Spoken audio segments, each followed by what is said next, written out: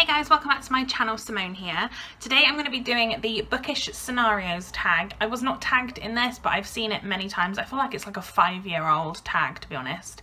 But I really enjoyed the tag, thought it was great, and I have never done it. So the original was created by Lindsay Hart's Books, and I will link that down below so you can go and check it out because it's great. And basically you get little scenarios and you have to give answers to those scenarios. So let's get started with the questions. So question number 1, I'm going to read them off my screen, is you have to get rid of all your books and you can only keep one from each of these genres: contemporary, fantasy, non-fiction, and one other genre of your choosing. What books do you keep? Now, you all know that I don't keep books that I've read, so I'm actually going to pick 4 books that I haven't read yet, but that I really want to read, and that the 4 that I would kind of like start my collection again with, basically, if I was going to get rid of them all. So for contemporary, I have picked Hens Reunited by Lucy Diamond. I love Lucy Diamond's writing, and I'm getting married next year, and you'll see there. So I feel like anything to do with marriage, I'm kind of like all about at the minute, weddings and stuff. Although I feel like this is probably not quite that, because this is about marriages ending, so perhaps not. This says, Katie, Georgia and Alice were at each other's hen nights, but now the chickens have come home to roost. Their marriages have fallen apart and their friendships have been tested to the limits. Control freak Katie has become a commitment phobe. There's no way she wants to get married again, is there? Ambitious Georgia always puts her career first. If anyone gets hurt, it's their lookout, right? And faithful Alice wants to make a fresh start but can't get over her cheating ex and Georgia's betrayal. Hearts have been broken and feathers ruffled. Can the hens ever be reunited? And yeah, I think this is I don't read contemporary lots, but when I do tend to enjoy it. So I feel like this sounds really good. Like I said, I love Lucy Diamond's writing. I've read another book by her before. Yeah, so very much looking forward to reading more Lucy Diamond. And yes, this one looks great as well. And I think it would really be pretty to have on my shelves.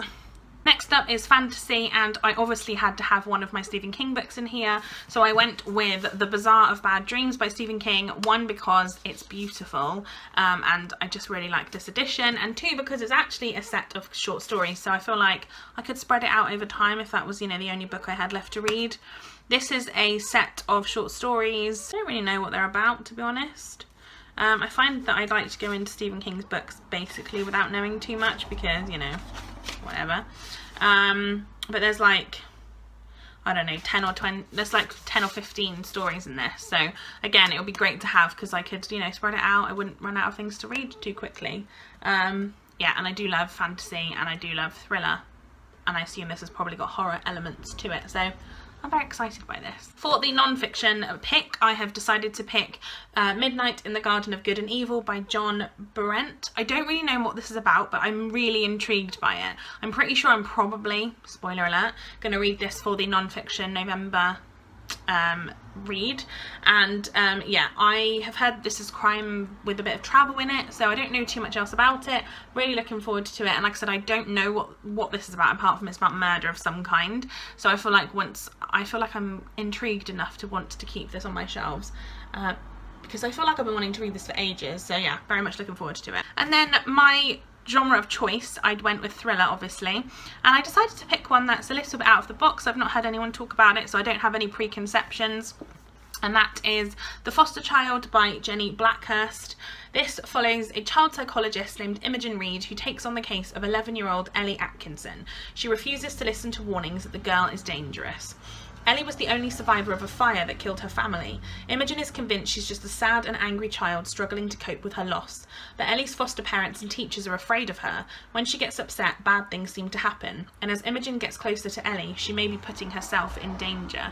And this sounds really interesting. It's definitely something I want to read relatively soon. Who knows if that's going to happen, but I feel like this would be a great one to start with. And like I said, I don't have any kind of preconceived notions, and I do love neon on a cover. You know I do. So question number 2 is, you're at the bookstore and you hear a teenager telling their mum they don't like to read, but their mum insists they pick something. You walk over and recommend a book you think is great for people who aren't big on reading. What book is it? And I have gone with a book that I actually recently bought for one of my work friends. This is House Rules by Jodi Picoult. I think Jodi Picoult in general is really good at writing for people that haven't read lots before. This is a book that follows a boy named Jacob. This follows a boy named Jacob who is has Asperger's, and he is very much into forensics and loves to watch like forensic TV shows and things like that. And he has a social skills teacher who's helping him, or tutor who's helping him with his social skills, obviously, and she ends up getting killed. And because of Jacob's sort of the way that he is, a lot of it is misconstrued, and that he gets accused of murdering her, and it's kind of about that. It's really, really good, and I really enjoy it, and it's really opened my eyes to a lot of things to do with Asperger's that I didn't know before.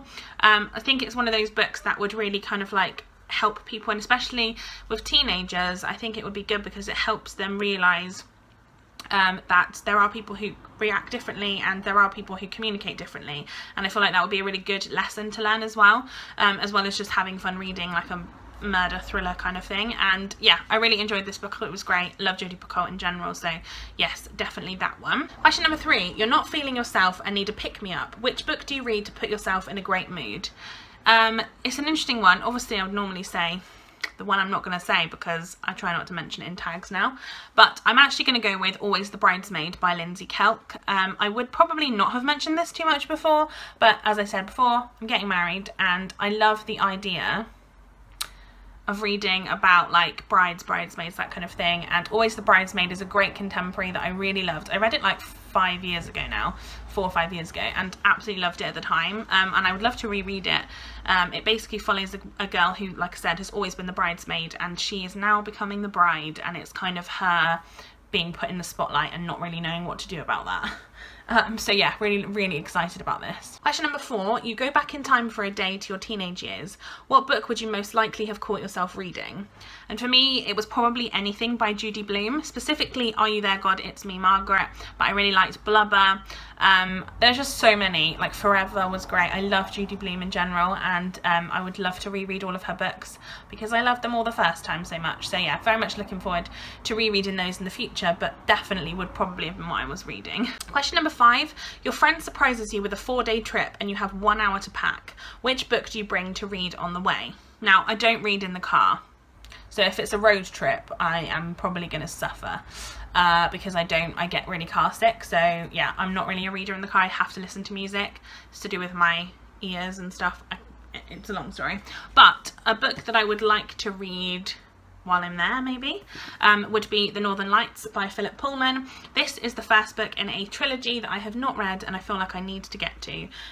This is a really beautiful book as well, and I feel like it's just long enough to like not feel like it's really heavy to read in the car, like to you know, like, but it's 400 pages, so that's like 100 pages a day, right? So I'd enjoy myself, I'd have a great time, and I'd also be able to read a book, so I think this would be the one I would take. Question number 6, your house has been robbed. Don't worry, everyone is safe, but your bookshelf has been raided. What's the book you really hope is safe?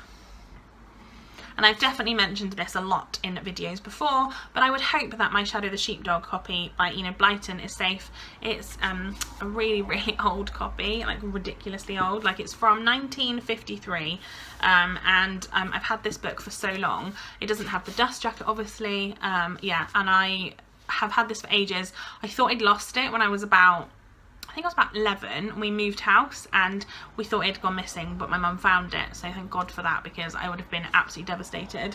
But this is one of my favourite books from my childhood. This is also possibly one I would have been caught reading when I was a kid. But yeah, really, really sad if this went missing. It's like my treasured possession. Question number 7, your friend borrows a book and returns it in awful condition. Do you A, just pretend you haven't noticed, B, ask them to repurchase it, or C, secretly do the same to something of theirs? And I'm going to say A, I would just pretend I haven't noticed, to be honest, because I do lend my books out, but I only lend them out once I've already read them, and once I've read them you can have the book. Like, I'm not going to need it back because I've read it. I said I don't keep my book, so if I'd read the book and I gave it to you, it's up to you what you do with it. If you wreck it, that's up to you, that's not my problem. I don't keep books for my shelves, so I'm not upset by that. If I did keep my books and someone did that, I would be very upset, but I don't, so I'm kind of cool with it. And that is all of the questions. So I'm going to tag Lexi from Tales and Teacups, Alex from Hey Little Thrifter, and basically Brit. All those channels are amazing and I'd love to hear your answers if you want to do this. I don't think you've done it, but who knows. As like I said, this is really old tag. And my video shout out today is also going to be somebody I'm going to tag, and that is Books with Emily Fox. Emily Fox has been a channel that I've watched for ages. I used to watch her beauty channel. I didn't realise she did a book channel as well, and then she did, and then I watched both. I love her. I think she's amazing. She's really, really interesting. She reads a lot of thrillers and sci-fi. She definitely has some similar taste to me, but some completely different. But I love to listen to her talk about books, and yeah, she's really, really intelligent, and she's very different to a lot of other booktubers in that she doesn't read any of the like typical, like you would think typical booktube books. She's definitely more of like a adult fiction, sci-fi, that kind of thing, and I love that. I really enjoy she's like a breath of fresh air, and like I said, she also has a beauty channel if you like it. That's Beauty with Emily Fox, which I really enjoy too. So yes, I love her channel. I'm going to tag her too. Go and check out her channel if you haven't already, and subscribe. Give this video a thumbs up if you enjoyed it, and subscribe to my channel if you haven't already, and I will see you next time for another video. Bye guys.